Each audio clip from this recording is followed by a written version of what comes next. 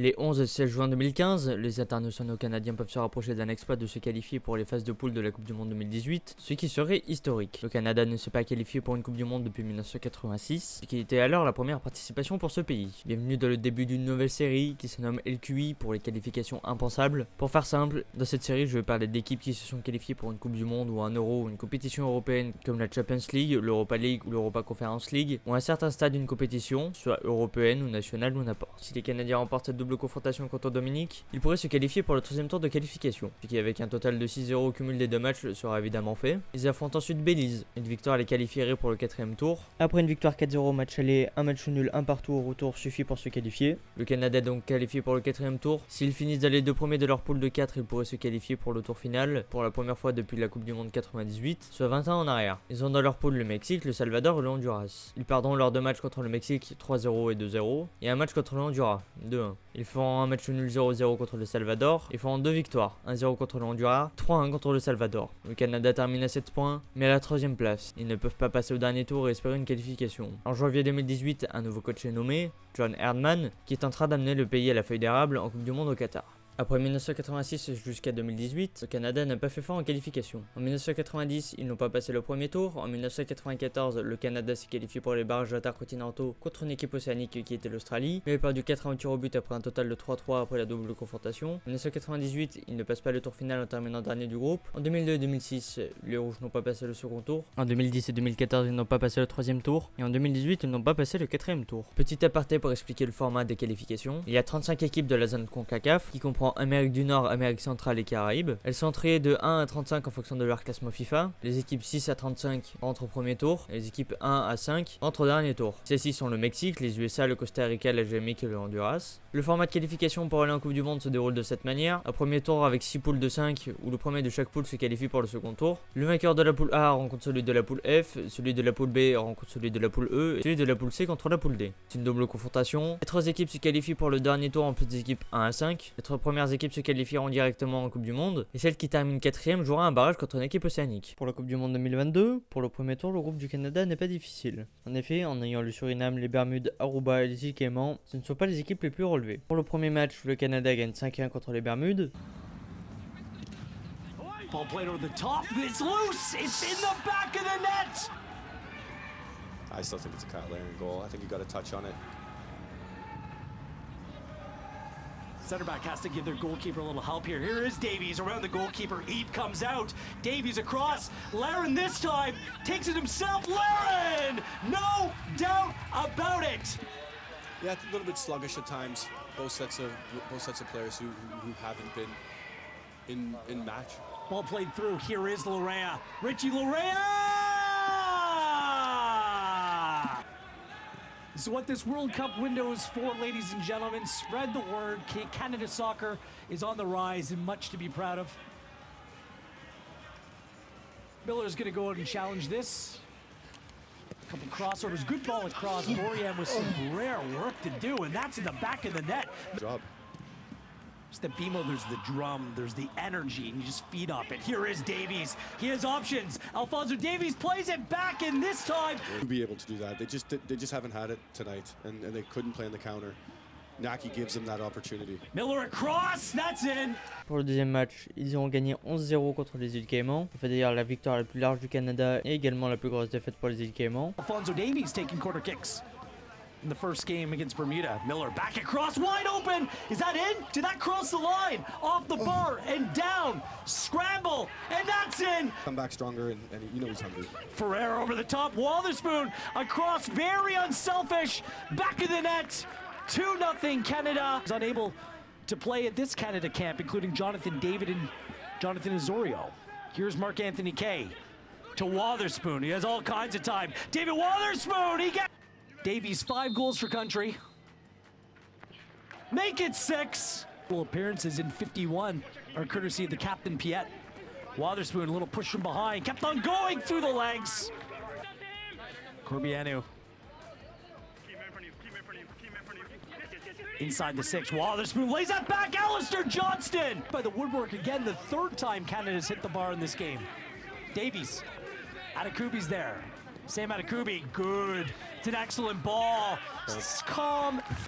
because the last time Canada played Bermuda in a 4-2 win, Straith came on or was forced into goalkeeping duty in the second half. Yeah, I believe, I think Sean Melvin came on second half, and with the first touch of the game, he pulled his hamstring, and Adam had to go in.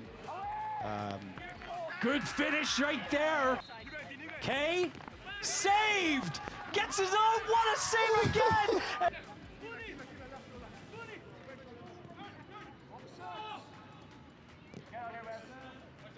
Great ball, Eustachio has a great range of passing. Hoylett, yes, Cavallini! Totally agree. You say Hoylett, inside the area. Cavallini! Puis enchaînerons avec une nouvelle victoire 7-0 à Aruba. Won a European Cup Winners' Cup as well as a UEFA Cup winner in his career. Kay gets there first, step over, ball across, Cavallini! Hoylett picks the corner. Final attack of the half. Need to push it forward or Ortiz is gonna blow that whistle. Buchanan, he has options inside Cavallini! Representing Romania, said it was a no-brainer to change his association as he grew up in this country. Buchanan, good cutback. Zachary Brogiard spins, fires, goal! For Canada. And off he goes, Davies. See you later, inside, David. Good patience, lays off for Davies! It's in! It's inside, nice little 1-2, spreads it out wide. There's been plenty of banter online. I'm not sure if you, the viewers, have been following. Big giveaway right there, more of that in a moment. Laren slots it home. Serious banter going on against Canada online. Here is David. Jonathan David! Et finirons sur une victoire 4-0 contre le Suriname. David, plenty of time to turn. Plays in Davies, there he is! Alfonso Davies! I think the weather in Chicago is good. Davies inside to David! Jonathan David! Jonathan David! For the ball around the corner. Davies. They're giving him time to run at the back line. Not a good idea. Davies still on it to David. Jonathan David! David with the finish! Ce qui en fait le plus petit score pour le Canada pour le premier tour. Bref, le classement se termine avec les îles Caïmans dernière, puis Aruba 4ème, 3ème les Bermudes et 2ème Suriname, et premier évidemment le Canada. Pour le second tour, les joueurs de John Herdman se verront affronter Haïti dans une double confrontation. Au match aller, le Canada gagne 1-0 à Haïti. Yeah, all came from Eustachio dropping into the back three. Osorio, across! It comes through, it's in! Et gagne le match retour 3-0 à la maison. Soccer.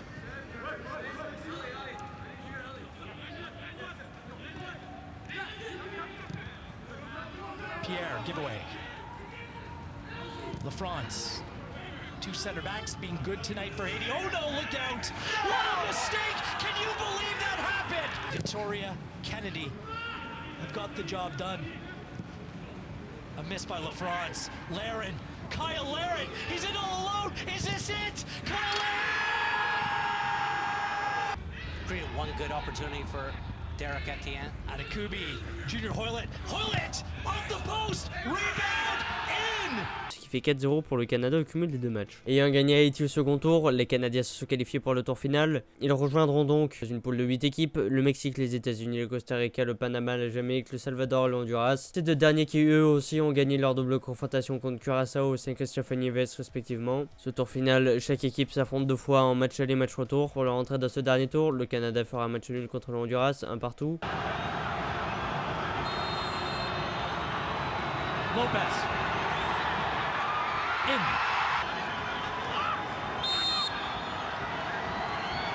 Laren! Puis un autre contre les États-Unis de Christian Pulisic, un partout. He takes the bump. Play on, says the referee. U.S. advantage. Kellen Acosta. Anthony Robinson and scores. Line it goes. Davies on the run. Got behind Yedlin, who's trying to recover. Alfonso Davies. It's a tie game. Ils enchaîneront pour une large victoire 3-0 contre l'équipe du Salvador. Really showing some serious pushback. Well worked, or well won, I should say, by Osorio in the middle of the park. Hoylett to Russo. Good ball. Larea stop and go across. It's in! Alex Roldan of El Salvador. Free kick taken. Far post Victorian knock across. Tejan with a chance to bring it down. Plays it back across!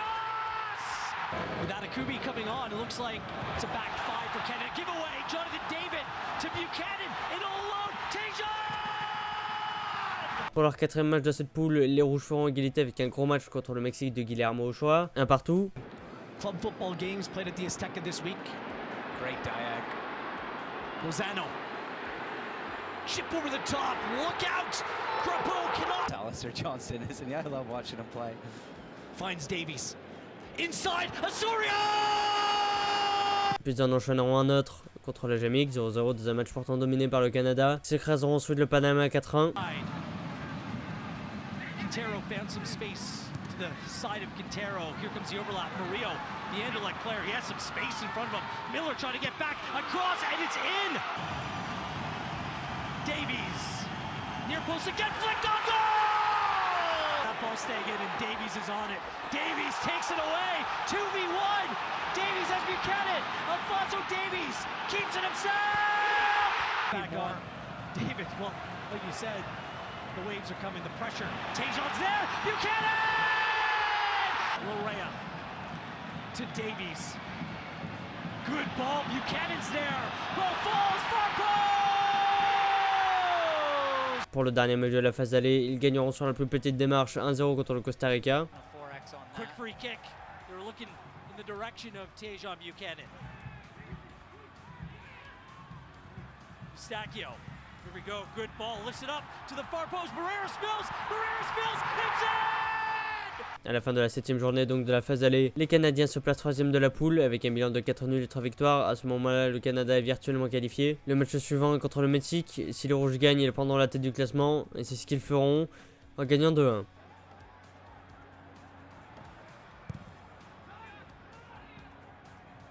Johnston steps in. Alistair Johnston has a strike. Kucho spills. They're a secret weapon, is it? Stacchio. Good ball. Touchdown!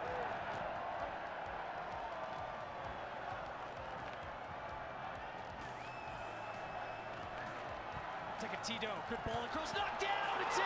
Ils enchaîneront pas une victoire contre le Honduras 2-0.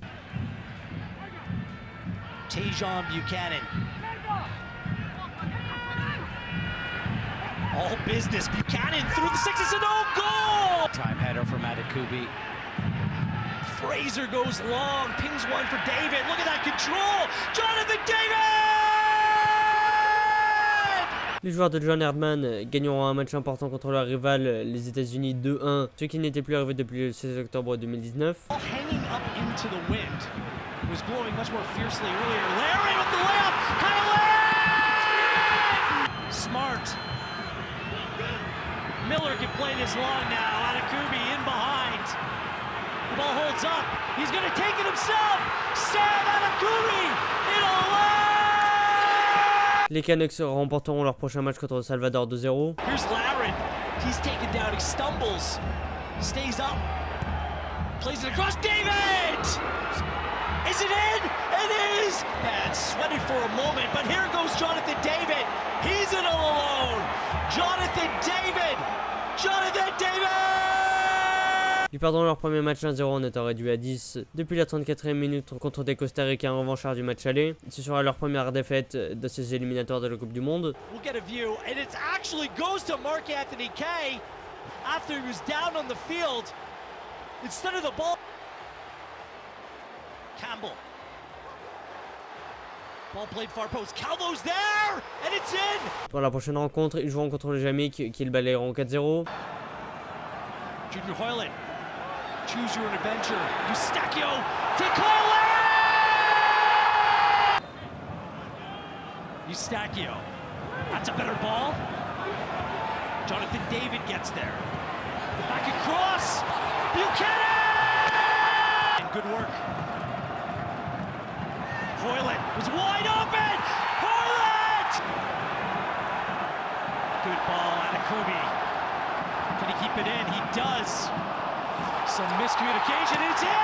À la suite de cette victoire, les Canucks sont qualifiés pour les phases de poule de la Coupe du Monde 2022, 36 ans après leur dernière et seule participation. Nous sommes le 27 mars 2022, lors de la qualification du Canada. Retenez bien cette date, nous en aurons besoin pour plus tard. Les Rouges finiront leurs éliminatoires par une défaite contre le Panama 1-0. Out to Buchanan.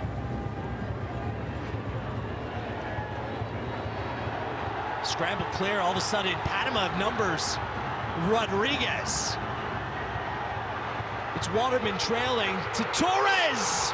Le Canada est donc qualifié pour la Coupe du Monde 2022 avec un bilan de 8 victoires, 4 nuls et 2 défaites avec 28 points et une différence de plus 16 devant le Mexique avec 28 points mais plus 9 de goal average. Les États-Unis 3e avec 25 points et plus 11 et le Costa Rica 4e avec 25 points et plus 5. Costa Rica affrontera la Nouvelle-Zélande en barrage et gagneront 1-0, soit une qualification. Nous sommes le 1er avril 2022, jour du tirage au sort des poules, et le Canada se retrouve dans la poule F avec la Belgique, le Maroc et la Croatie. Piquez les paires poules avec la poule E, composée de l'Allemagne, de l'Espagne, du Japon et du Costa Rica. Dites-moi en commentaire pour vous laquelle est la plus relevée. Les hommes de John Herdman ne peuvent que faire mieux qu'en 1986. Pour son entrée en lice, le Canada affronte la Belgique. Le match se soldera par le score de 1-0.